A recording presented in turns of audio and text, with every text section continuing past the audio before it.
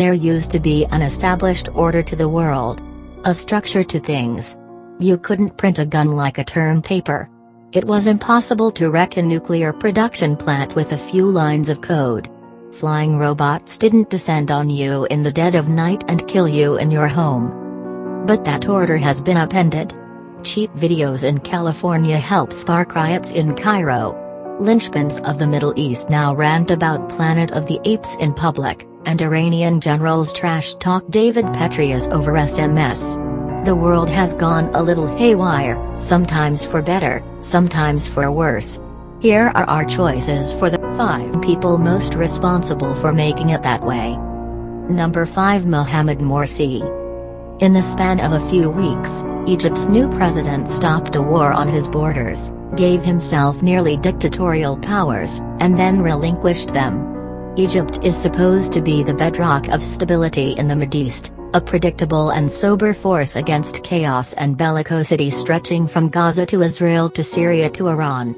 But if you can predict Mohamed Morsi's behavior, please clue us in. Washington has held its breath to see if Morsi, a member of the Muslim Brotherhood, would move Egypt away from the pro-US tilt of deposed dictator Hosni Mubarak. He hasn't, and Morsi's role brokering a ceasefire in November's war between Israel and Hamas caused many in DC to exhale. But that doesn't mean Morsi's behavior is predictable. In the wake of the war, he declared that his decisions were beyond the scope of Egypt's judges and then reversed himself after weeks of sometimes violent street protests. Morsi didn't do himself any favors with a bizarre Time interview in which he viewed Planet of the Apes as a prism for global affairs, said his self-declared new powers showed the Egyptians are free, and seemingly compared himself to Abraham Lincoln. Egypt may still be a linchpin in the Middle East, but many wonder if Morsi's come unhinged. Number 4, John Brennan. This is the deadliest man in the US government. John Brennan doesn't command any armies.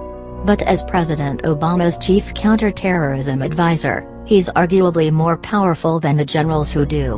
Brennan runs the shadow wars against Al-Qaeda, a global campaign of lethal drone strikes and command raids.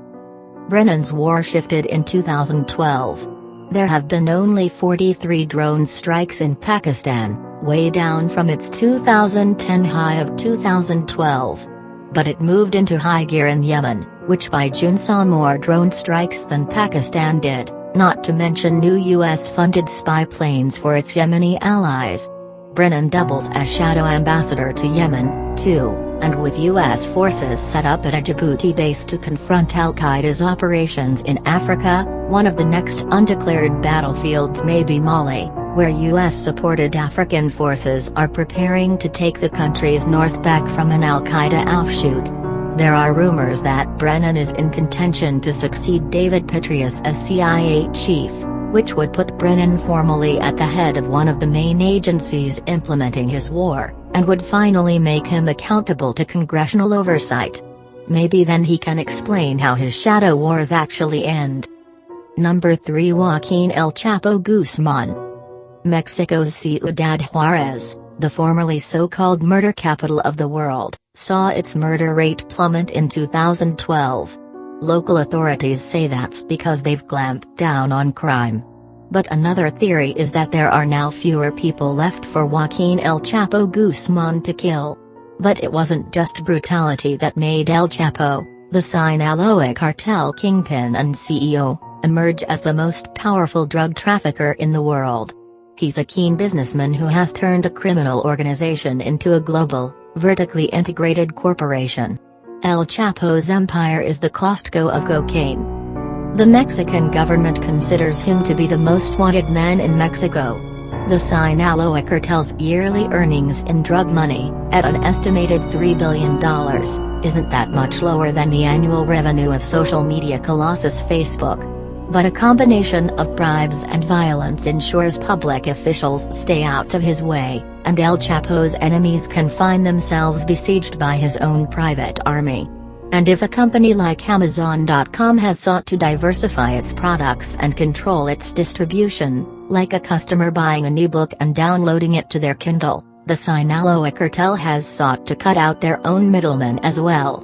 Instead of negotiating with Colombian drug cartels from access to South America's coca fields, El Chapo has sought to bypass them and gain access directly while diversifying his product lines into methamphetamine. Those are several reasons why Guzman is believed to be directly responsible for anywhere between 40 and 60% of the number of illegal drugs smuggled into the U.S. each year.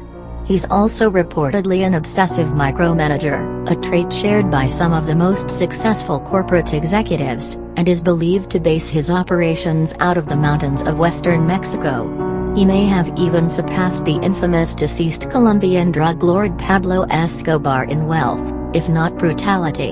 El Chapo's main rival, the notorious Zetas, also fell into disarray this year after leader Heriberto Lozcano was killed in a shootout with Mexican Marines. That may ensure El Chapo will be able to maintain dominance over his share of Mexico's drug trade. The next question is how far El Chapo will go to push back against the Zetas and take even more turf for himself. Number 2. Bashar Assad. There was a brief period of national optimism in the summer of 2000 when Bashar Assad, then 34, took over Syria following the death of his father, longtime President Hafez Assad in June. The junior Assad, a member of Syria's minority Alawite clan, signaled a willingness to embrace democratic reforms. Civil society groups sprang up, dissidents spoke out, and the country's intelligentsia penned a document demanding multiple political parties and limits on the police and military. But the so-called Damascus Spring was short-lived. Assad soon conformed to his father's repressive ways, cracking down on opposition groups and concentrating wealth and power among his own family and fellow Alawites. The winter that followed the Damascus Spring was a long one.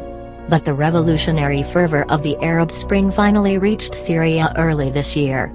Since last summer, Assad's regime has been under relentless assault by the rebel Free Syrian Army, testing just how far the president is willing to go to stay in power.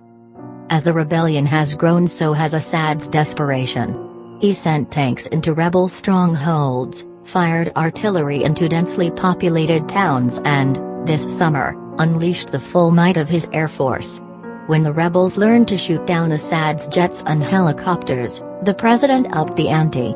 He fired Scud rockets and, according to U.S. government sources, began prepping lethal sarin gas. Secretary of State Hillary Clinton said the use of those weapons represented a red line, the crossing of which would prompt a U.S. response. Turkey, which borders Syria, and other NATO nations are equally alarmed and have rushed troops and missiles to the Syrian border. More than a year after the rebellion began, Assad still clings to power, in no small part owing to support from Iran and Lebanese militant group Hezbollah. The Syrian rebels in turn have been aided by Shiite militias in Iraq. Assad is running out of options. If he resorts to chemical weapons, the US and its allies could be forced to intervene, and the conflict's ties to foreign extremists could cause the fighting to expand beyond Syria's borders. In that way, the Syrian civil war could become a regional war, and the first conflict to involve weapons of mass destruction since Iraq's suppression of the Kurds in the 1980s. 12 years ago, in the euphoria of the Damascus Spring, it would have been hard to imagine Syria's new leader falling so far. Number 1. Qasem Soleimani. As the country most likely to spark a world war, Iran has to be considered the most dangerous country on the planet. And if you were looking for the most dangerous man in that most dangerous country, you'd be hard-pressed to find someone as ruthless and mysterious as General Qasem Soleimani. Since Soleimani's promotion in the late 1990s to head the Quds Force, the combination special forces and CIA-styled group within the Iranian Revolutionary Guards (KAR), he's unleashed terror against U.S. forces in Iraq, and in 2012, expanded Tehran's military aid to Assad while becoming the focus of rumors over who will become Iran's next leader. Soleimani may not be the general in charge of assisting the North Koreans with their missile program. Nor does he run the Iranian nuclear effort. But if Barack Obama or Bibi Netanyahu were to strike Iran's nuclear program, It'll be Soleimani and the Quds Force in charge of taking Iran's counterattacks beyond its borders, as Iran launches waves of commando and terrorist strikes against the US and its allies across the region and the world.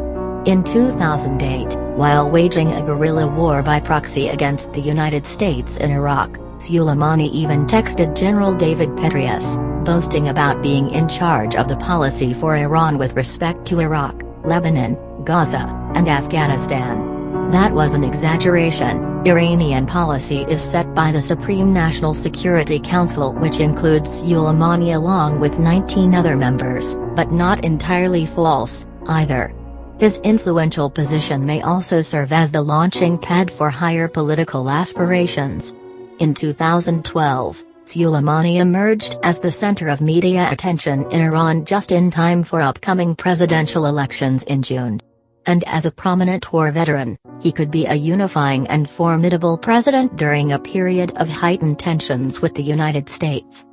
Soleimani shows a history of bold moves and military successes leading to overconfidence, miscalculations and sometimes risk-prone behavior which make him an aggressive and dangerous commander. Ali Alfaneh, who studies the Iranian military for the American Enterprise Institute, tells Danger Room. Born in 1957 to impoverished peasants, the general's military career was born during the Iran-Iraq War after becoming commander of the 41st Tharala Division, where he was known as a charismatic leader who bade individual soldiers farewell while weeping, personally carrying out reconnaissance missions, and where he experienced the loss of family members and most of his closest friends. Alfaneh says, "That's not the kind of Iranian spy and terror chief you want to underestimate."